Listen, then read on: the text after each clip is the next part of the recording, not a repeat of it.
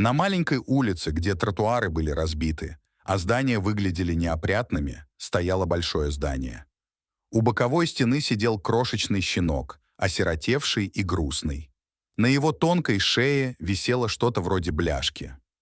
Когда волонтер подошел, он увидел, что было написано на листе бумаги. И было всего 3 слова: «Мне нужен дом». Собаке нужен был хозяин и уютный, теплый дом.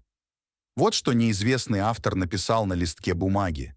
Это был странный способ привлечь внимание прохожих к собачке. Было бы проще отвезти его в приют для животных. Но этот неизвестный автор решил, что в толпе найдется кто-то, кто не сможет пройти мимо щенка. Так и случилось. Никто не знал, как долго простоял там щенок с белой шерстью и черным пятном вокруг глаза. Только он выглядел грустным и растерянным. Но все изменилось с приходом волонтера. У собаки был шанс спастись. Когда волонтер приблизился, щенок начал немного нервничать, ведь он не знал, чего ожидать от этого человека. Но мужчина просто погладил собачку. Затем он нежно взял его на руки.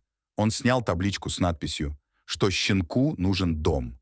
Сотрудник приюта для животных знал, что щенок отныне будет жить в безопасном месте. Поэтому ему не нужен был поводок на шее или знак. После грязной улицы щенок вскоре уже сидел на теплой мягкой кроватке. Его милое лицо излучало удовлетворение. Крохе нравился комфорт. А потом его накормили, погладили и уложили спать. Короче говоря, бездомная собака чувствовала себя счастливой. И еще кое-что. Желание незнакомца о новом доме для щенка исполнилось.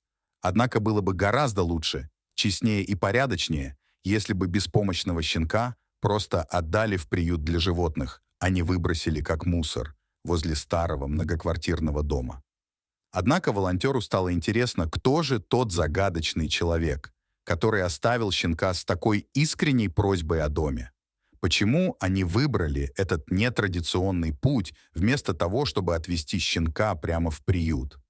Прошли недели, и связь между волонтером и когда-то одиноким щенком стала сильнее.